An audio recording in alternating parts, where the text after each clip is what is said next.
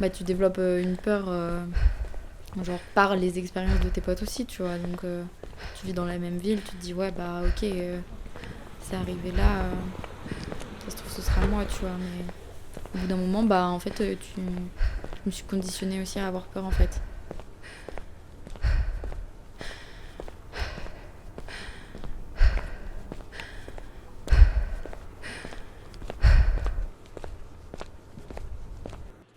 Enfin, je me force à me dire je risque rien et je rentre comme ça. Et généralement, effectivement, il se passe rien, je croise personne. Enfin, et ça se passe très bien. Mais en fait, il y a tellement cette culture de genre attention, le loup est peut-être caché sur votre chemin. Genre, ce qu'il y a, c'est que mes potes, elles me disent tout le temps, genre, tu m'envoies un message quand tu es rentré, des trucs comme ça. Bah, t'as toujours les remarques de. Ouais, si tu sors, t'habilles pas trop court ou des trucs comme ça. J'aime pas trop me faire accompagner parce que j'ai pas envie qu'on m'impose d'avoir peur. Donc je rentre quand même si j'ai un peu peur. Moi, j'ai peur de pas savoir comment réagir et de pas bien amener la situation, pas avoir assez de caractère pour pouvoir échapper à, je sais pas, une possible agression ou quelque chose comme ça. Il y a tout le temps des mecs qui t'abordent, genre t'entends tout le temps des bruits chelous, genre t'es un animal et tout. Du coup, bah. Oui, enfin j'étais prudente. J'avais l'impression que quelqu'un me suivait, mais pas du tout en fait. Si je savais que j'étais toute seule, j'évitais de me mettre en jupe ou des trucs comme ça, quoi. Je prévoyais tout le temps, si je savais que j'allais rentrer toute seule, de pas mettre de jupe, pas de mettre de talons, pour pouvoir courir éventuellement si c'était nécessaire, quoi. Enfin voilà, quand tu croises pas le regard, tu regardes par terre, tu lèves pas les yeux, tu fais semblant de regarder ailleurs, tu fais semblant d'être au téléphone et tu pries pour que personne vienne t'emmerder. Si jamais je vois une personne qui commence à me suivre ou des trucs comme ça, ou qui prend le même chemin que moi, je vais commencer à avoir une crise de paranoïa et à croire qu'on me suit, alors qu'on m'a jamais suivi, moi. Des fois, à la limite, ça fait pas peur de croiser quelqu'un. Au contraire, ça peut être rassurant parce que tu te dis, t'es pas tout seul, il y a quelqu'un, et voilà, il marche, il est comme moi, il va d'un point A à un point B, on est dans la même équipe, quoi. Et du coup, c'est agréable. Quand c'est une nana, limite, j'ai peur, enfin, j'ai peur pour elle aussi, je me dis, ah, on est toutes les deux dans la merde.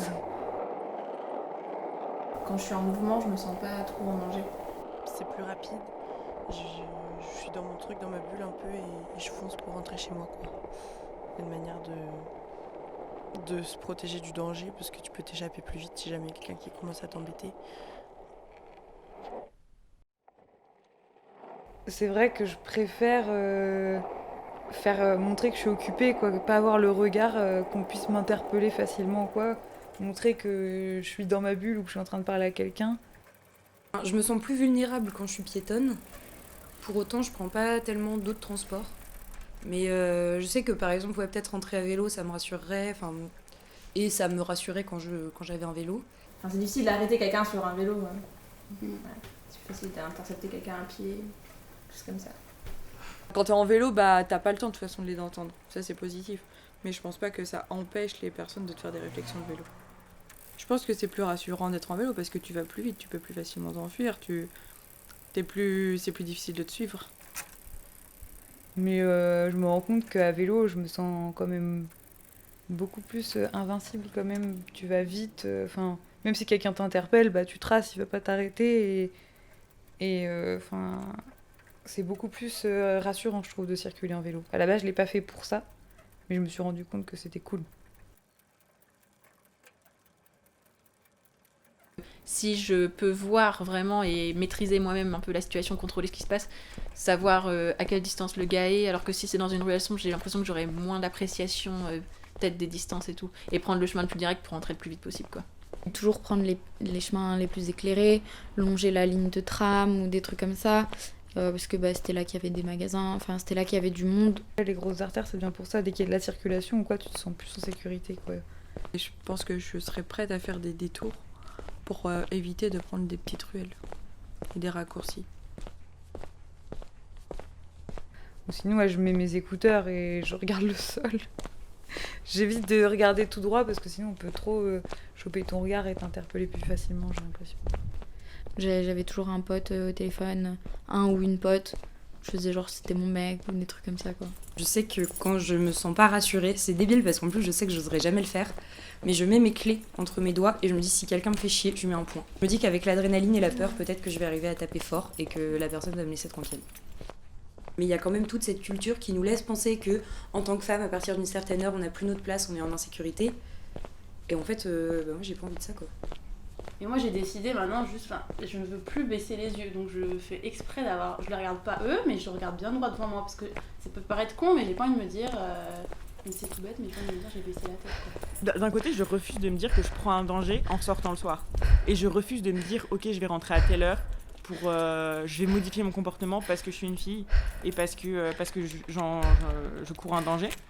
J'ai pas envie d'avoir peur dans la rue et je me dis que j'ai tout autant ma place et j'ai tout autant ma légitimité à être là et qu'il n'y a pas de raison que quelqu'un me dise ou que je me sente en tout cas pas capable de rentrer seule chez moi.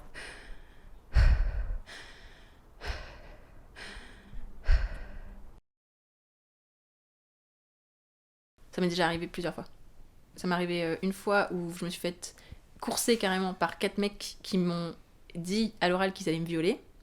Donc j'ai couru, j'ai vraiment eu peur. Ils étaient 4. Je suis allée porter plainte le lendemain, mais en fait on m'a dit qu'on pouvait rien faire parce qu'on savait pas qui c'était, nanana. Et puis ça m'est déjà arrivé de me faire suivre aussi. Et du coup, j'étais grave pas sereine, quoi. J'ai accéléré le pas et tout, puis je suis rentrée chez moi. Mais en fait, déjà, tu sais même pas trop si elle te suit ou pas au début. Puis au bout d'un moment, je me suis dit, c'est chelou quand même. Genre, elle a rien à faire là, elle me suit. Enfin, à la fin, je me sentais vraiment épiée, tu vois. Et bah, c'était trop stressant. Mon cœur est accéléré et tout. Et j'ai rien fait. C'était dans le métro, justement. Parce que j'étais dans le métro, je rentrais chez moi tranquillement un jeudi soir. Et en fait, il y a un gars qui faisait chier une meuf. Et du coup, je lui ai dit arrête. Enfin, je l'ai ouvert. Et en fait, c'est moi qui l'ai venu faire chier. Et genre, il a mis ses mains autour de moi. Genre, il avait ses. Enfin, j'avais un espèce de truc en verre derrière moi. Il a mis ses 2 mains sur le truc en verre. Et du coup, il avait son visage à, je sais pas, 2 cm du mien, tu vois. Et enfin, je sais pas, je me rappelle plus ce qu'il me disait, mais il était agressif, quoi. Et personne n'est venu.